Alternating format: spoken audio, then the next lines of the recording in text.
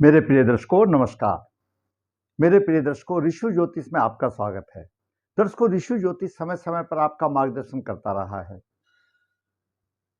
मैं आपका बहुत दिल से धन्यवाद देता हूं जो आप मेरे वीडियो बड़ी उत्सुकता से देख रहे हैं, शेयर कर रहे हैं, लाइक कर रहे हैं और सब्सक्राइब कर रहे हैं। आशा है आगे भी ऐसा ही आप करते रहेंगे ताकि मेरा मनोबल ऊंचा उठे। आज के वीडियो में हम विचार करते हैं एक स्त्री जातिका की कुंडली पर, जिसने न्यायिक शिक्षा प्राप्त की है और आगे अभी थोड़ा सा व्यवसाय के लिए अवरोध हैं। तो विचार करते हैं उसके कुंडली क्या कहती है। जातिका का जन्म 21 मार्च 1997 97 शुक्ल पक्ष त्रयोदशी वार शुक्रवार मघा चरण 2 नक्षत्र में हुआ। जन्म के समय पर मिथुन लगन 26 डिग्री लेकर के उदय हो रहा था। द्वितीय भाव में कर्क राशि, तृतीय भाव में चंद्रमा 5 डिग्री लेकर के सिंह राशि में है, जातिका की सिंह राशि बनी। चतुर्थ भाव में कन्या राशि में मंगल 1 डिग्री 23 मिनट और राहु 5 डिग्री 2 मिनट लेकर के विराजमान है। अष्टम भाव में मकर राशि में गुरु 19 डिग्री लेकर के विराजमान है और दसम भाव में मीन राशि में लग्नेश बुध 16 डिग्री लेकर के विराजमान है, नीच राशि में है। शनि 15 डिग्री लेकर के है, सूर्य 6 डिग्री लेकर के, शुक्र 3 डिग्री और केतु 5 डिग्री लेकर के विराजमान है। यह ग्रहों की स्थिति बनी। दर्शकों, जातिका का जन्म मिथुन लगन में हुआ। मिथुन लगन वाले जातक कोई भी विद्वान होते हैं, उनकी अच्छा भाषण देने की शक्ति होती है, विद्या व्यसनी होते हैं, ज्ञान की तरफ उनका विशेष झुकाव होता है, परिश्रम अधिक करना पड़ता है, लाभ उतना नहीं मिलता। अब बात करते हैं जातिका की कुंडली में ग्रहों का सूक्ष्म क्या प्रभाव है, उसके बाद उसके शिक्षा संबंधित व्यवसाय संबंधित योग के ऊपर विचार करेंगे। सूर्य तृतीय भाव का स्वामी दसम भाव में है। सूर्य दसम भाव में दिग्बली माना जाता है। व्यवसाय में सफलता, पिता का श्रेष्ठ सुख मिलता है, सम्मान की प्राप्ति, पराक्रम साहस में वृद्धि। चतुर्थ भाव माता के भाव को देख रहा है, भूमि मकान आदि का सुख मिलता है। परंतु दसम भाव में सूर्य बुध शनि सूर्य केतु शुक्र के साथ है। यहां पर थोड़ी सी परेशानी आती है क्योंकि सूर्य के ऊपर केतु का प्रभाव है। बाकी तो बुध शनि सूर्य शुक्र ये उसके भाग्य को अच्छा बनाने में मदद करते हैं, परंतु यहीं पर सूर्य से शनि भी अस्त है, बुध भी अस्त है, शुक्र भी अस्त है। इसलिए मैं साथ साथ बता दिया कि इस जातिका का लग्नेश भी अस्त है, शनि भी अस्त है और शुक्र भी अस्त है, तीनों अस्त है। अब बात करते हैं चंद्रमा की। चंद्रमा द्वितीय भाव का स्वामी और तृतीय भाव में पराक्रम भाव में 5 डिग्री लेकर बना हुआ, सप्तम दृष्टि भाग्य भाव पर है। थोड़ा सा कमजोरी से भाग्य उदय की करता है, मानसिक बल थोड़ा कमजोर रहेगा, श्रम अधिक करना पड़ेगा, लाभ की अवसर कम रहेगी। अब बात करते हैं मंगल 10 को छठे भाव का स्वामी है और एकादश भाव का स्वामी है। मिथुन लगन में मंगल जो है परम पापी है, क्योंकि छठे से छठा भी परम पापी है। मंगल एकादश और छठे भाव का स्वामी चतुर्थ स्थान में है। माता के साथ वैचारिक मतभेद रहेंगे। सप्तम दृष्टि से दसम भाव को देख रहा है। व्यवसाय थोड़ी सी परेशानी होगी, लेकिन दसम भाव को परिश्रम द्वारा अपना सम्मान कमाएगा।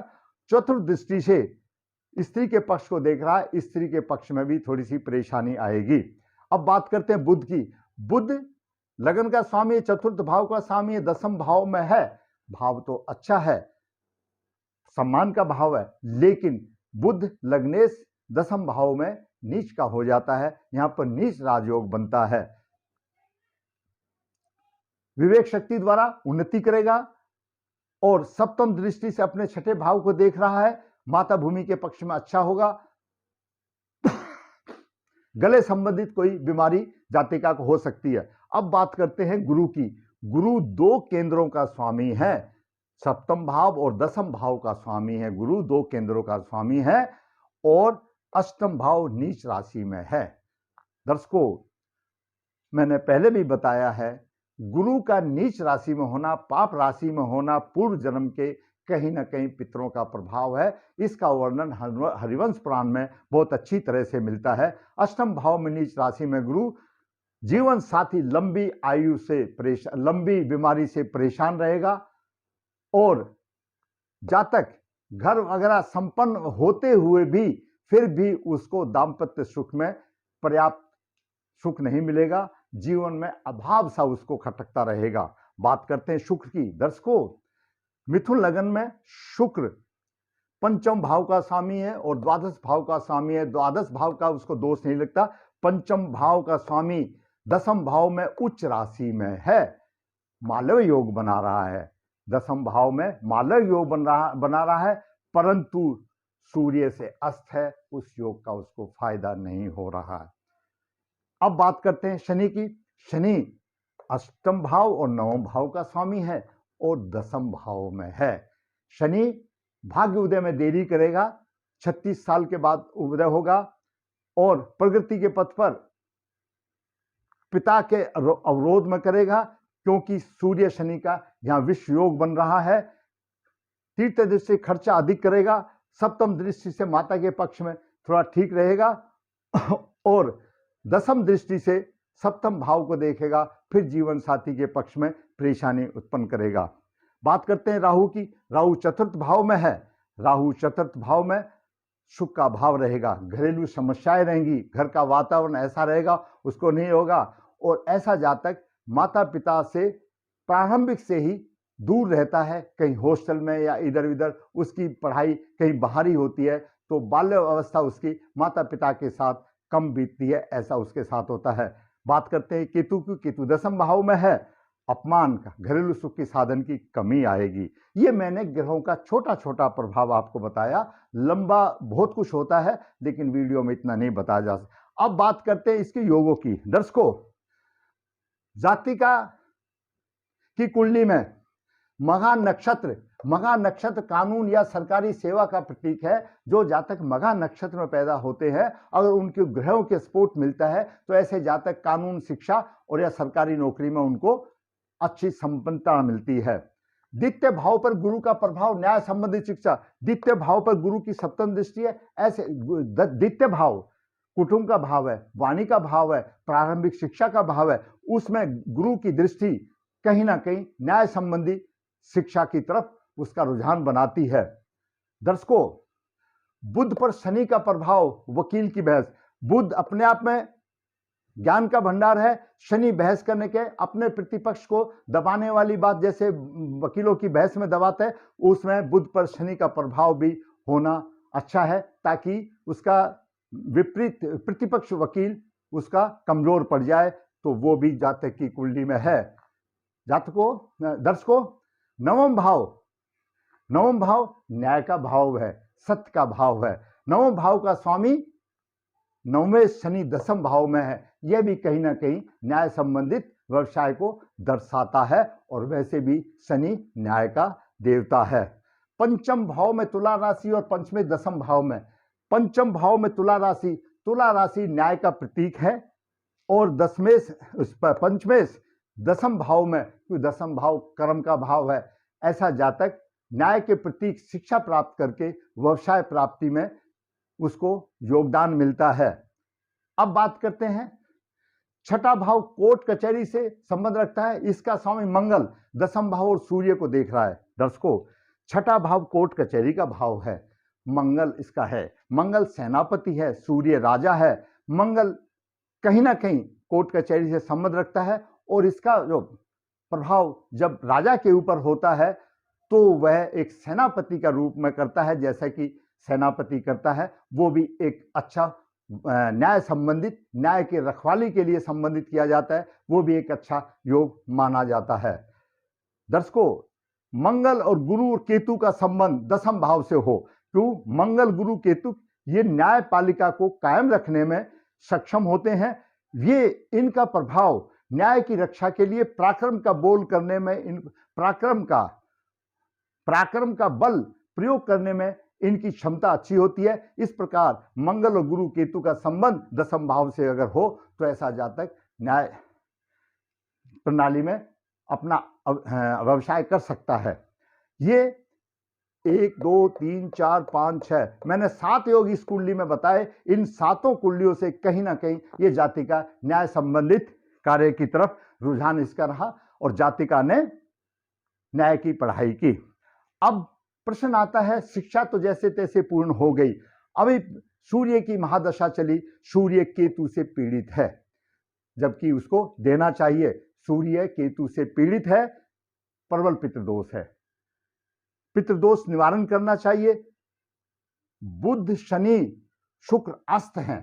दर्शकों, यहां पर एक विचार बात करो, हमारी ज्योतिष की श्रृंखला में दो ही पार्टी ग्रहों की है, एक है सूर्य, मंगल, चंद्र और गुरु। ये 4 ग्रह हैं। ये 4 ग्रह 6 राशि के लिए राशिपति माने जाते हैं। इन 4 ग्रहों द्वारा 6 लगन बनते हैं। दूसरे हैं बुध, शुक्र, शनि। इन 3 राशियों द्वारा 6 लगन बनते हैं। तो इस प्रकार यहां पर मिथुन लगन में पंचमेश शुक्र बनता है, भाग्येश शनि बनता है, लग्नेश बुध बनता है। लग्नेश बुध भी अस्त है, पंचमेश शुक्र भी अस्त है, भाग्येश शनि भी अस्त है। अभी विचारणीय बात है, बुध की भी जगह ठीक है, दसम भाव में है, लग्नेश दसम भाव में नीचे राजयोग बना रहा है, दसम भाव में बिल्कुल अच्छी जगह है। और पंचम भाव का स्वामी, त्रिकोण का स्वामी केंद्र में शुक्र है, बहुत अच्छी जगह पर है, राजयोग बना रहा है। नवम भाव का स्वामी दसम भाव में है, ये भी त्रिकोण का स्वामी केंद्र में है, शनि राजयोग बना रहा है। लेकिन फायदा कैसे होगा? लग्नेश भी अस्त है, पंचमेश भी अस्त है, भाग्येश भी अस्त है। तो कैसे जातिका की राह आसान होगी? दाम्पत्य जीवन में परेशानी है। शनि दसम दृष्टि से देख रहा, राहु मंगल का शुभ प्रभाव है, शुक्र के साथ केतु है, शुक्र के साथ केतु की शांति करानी चाहिए। व्यवसाय के लिए सूर्य केतु का शापित योग निकाल करके नारायण बलि श्राद्ध कराना चाहिए। और इस जातिका को लग्नेश का रत्न, पंचमेश का रत्न और नवमेश का रत्न, तीनों रत्न गले में धारण करने चाहिए, पेंडल में विधिवत धारण करने चाहिए। ग्रहों का लोकेशन ठीक है, ग्रहों की स्थिति ठीक है, लेकिन ग्रह अस्त है, प्रभावहीन है। वो जैसा है प्रभाव देंगे, त्रुटिपूर्ण प्रभाव देंगे। अच्छे प्रभाव के लिए उनको इस तरह से करना चाहिए। और गुरु के बीज मंत्र करने चाहिए, क्योंकि गुरु बीज मंत्र में है, उसका नहीं करने से भी चलेगा। लेकिन जातिका को पन्ना धारण करना चाहिए, शुक्र का रत्न धारण करना चाहिए और शनि का रत्न धारण करना चाहिए। सूर्य के उपाय करने चाहिए, सूर्य को विधिवत जल देना चाहिए, उसके कारत्व के उपाय करने चाहिए, शुक्र के कारत्व के उपाय करने चाहिए, बुध के कारत्व के उतारने चाहिए। तो इसमें कोई शक ही नहीं, क्योंकि जगह अच्छी है, लोकेशन अच्छा है, अस्त है, उस अस्त का उपाय हो सकता है सूर्य की उपासना करने से और रत्न धारण करने से। दर्शकों, मैंने आज इस छोटे से वीडियो में एक स्त्री जातक की कुंडलियां जो पढ़ी लिखी है, अच्छे परिवार से है और जिसने न्याय संबंधित शिक्षा प्राप्त की है, तो अभी व्यवसाय में अवरोध आने ही हैं, तो उसके मैंने आपको जो उसकी कुंडली में व्यवसाय से संबंधित जो बिंदु थे, मैंने उनके प्रति आपका मार्गदर्शन कराया, दोषों का मार्गदर्शन कराया, उनका उपाय का मार्गदर्शन कराया। दर्शकों, हमेशा वीडियो में कहता हूं, ऋषि ज्योतिष नर्मदा जी के तट पर है, किनारे पर है, नजदीक है।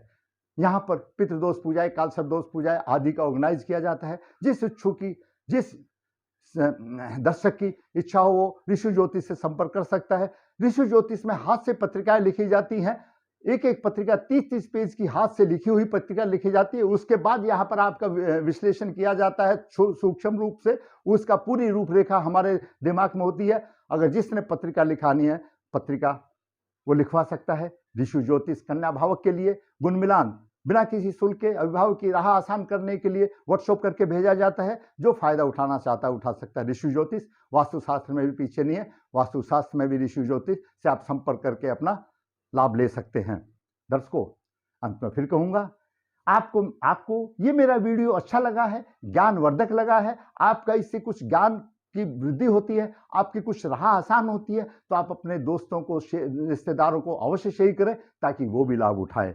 और दर्शकों, फिर कहूंगा, आपको अच्छा लगा है तो लाइक अवश्य करें। दर्शकों, फिर कहूंगा, जिसने मेरा चैनल सब्सक्राइब नहीं किया है तो सब्सक्राइब अच्छा करें और सब्सक्राइब अवश्य करें, ताकि मेरी चैनल की ग्रोथ हो और मेरा मनोबल ऊंचा हो, और इसी प्रकार मैं आपके सामने वास्तविक कुंडलियों का विश्लेषण करके आपका मार्गदर्शन करता रहूं। धन्यवाद।